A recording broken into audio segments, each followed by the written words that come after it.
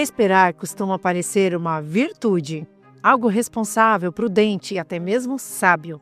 Quem espera dá a impressão de estar evitando erros, conflitos, decisões que são muitas vezes precipitadas. Mas psicologicamente, essa postura que parece neutra cobra um preço altíssimo e silencioso.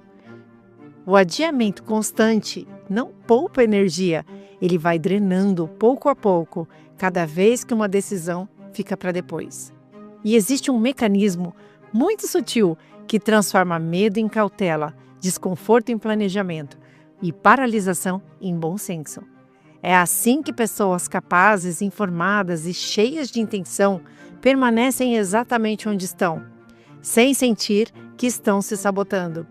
Afinal, elas não desistiram, elas só ainda não começaram.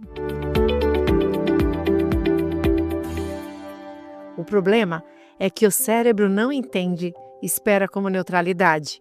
Toda vez que você evita uma ação, ele registra: recuar é mais seguro do que avançar. E com o tempo, isso diminui a tolerância ao desconforto, enfraquece decisões e faz qualquer mudança parecer maior, mais pesada, mais difícil do que realmente é. E aí surgem perguntas inevitáveis. Por que tanta gente passa anos adiando conversas, projetos e mudanças que sabe que precisam acontecer? Como esperar vira um hábito automático? E em que momento ganhar tempo deixa de ser estratégia e passa a ser proteção emocional?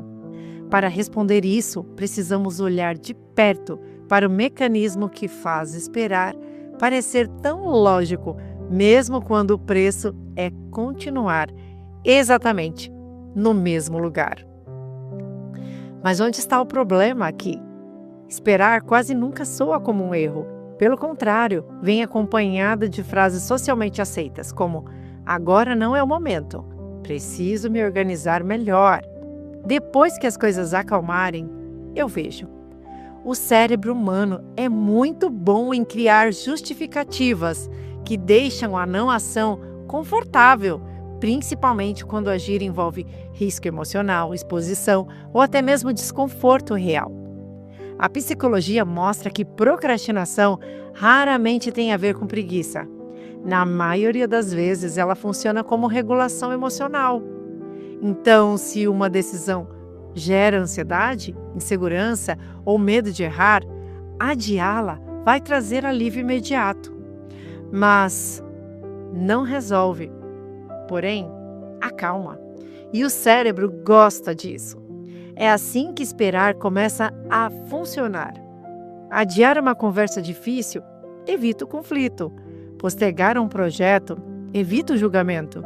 Manter tudo como está evita lidar com consequências. A mente aprende muito rápido. Isso me protege. E ela mantém esse padrão. E com o tempo, entra em cena a autossabotagem. Não como algo consciente, mas como narrativa interna. Se eu tivesse mais tempo, se eu estivesse mais preparado, se as condições fossem melhores. Essas histórias preservam a autoimagem. Afinal, se você não tentou, adivinha, você não falhou. E o medo que sustenta isso não é só o começo de errar. Agir implica mudar de posição, assumir responsabilidades, talvez decepcionar alguém, talvez perder referências antigas. E para o cérebro, permanecer no conhecido, mesmo que desconfortável, costuma parecer muito mais seguro do que lidar com o impacto real da mudança. Aos poucos, esperar deixa de ser exceção e vira estratégia de vida. A pessoa não se vê como alguém paralisado, mas como alguém prudente. O problema é que essa prudência não constrói nada. Ela só adia.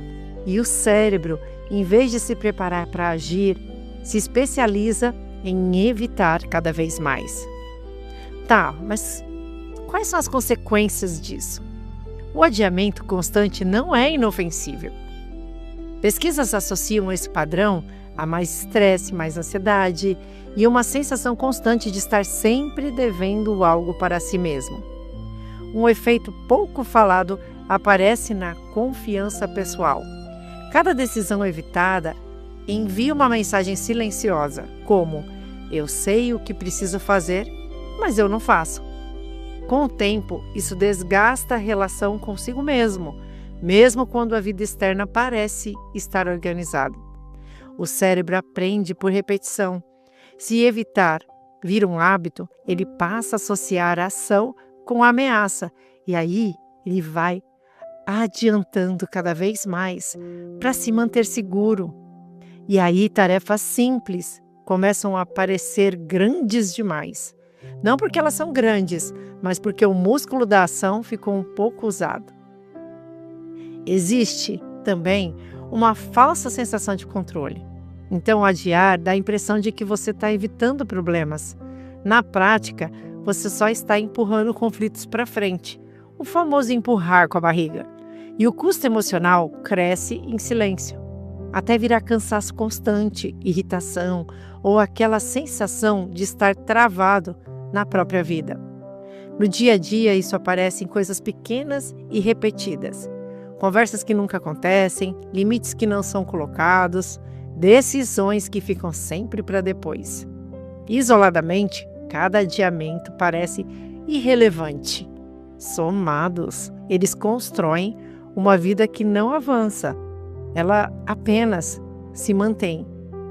Mas qual é a saída? Um dos maiores mitos sobre mudança é acreditar que a confiança precisa vir antes da ação. A ciência mostra o contrário. A confiança costuma nascer depois do movimento. A saída não é eliminar o medo, é passar a parar de usá-lo como critério de decisão. Pessoas que agem mesmo com desconforto desenvolvem mais autonomia emocional e reduzem, aos poucos, claro, o poder desse adiamento. Aqui, menos é mais. Pequenas ações fazem diferença real. Uma conversa iniciada, um limite colocado, um passo dado sem ter todas as respostas. Esses movimentos diminuem a carga emocional e mostram para o cérebro que agir não é tão perigoso quanto parece. E quando a ação acontece, mesmo que pequena, as desculpas antecipadas começam a perder força. A experiência direta substitui a narrativa.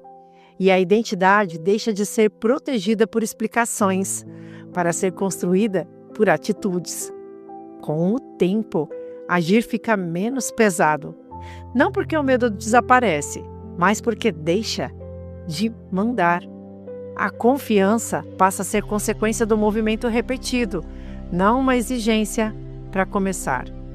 Então, o momento certo raramente é algo que chega. Na maioria das vezes, ele é uma construção mental usada para evitar o desconforto do agora. Enquanto essa lógica domina, a mudança fica sempre no futuro. Não agir não é uma neutralidade. É uma escolha silenciosa que molda comportamento, identidade e até mesmo seus caminhos. Evitar o desconforto hoje significa aceitar um desconforto mais longo, difuso e constante depois. No fim, a pergunta que fica não é se você está pronto, confiante ou seguro. A pergunta é: quanto tempo você ainda está disposto a pagar o preço de esperar, sabendo que cada adiamento ensina o cérebro a recuar, não a avançar. E se você gosta desse tipo de conteúdo, se inscreve no nosso canal e aproveita para comentar qual movimento você vai fazer a partir disso. Com amor, Dri Sogabi.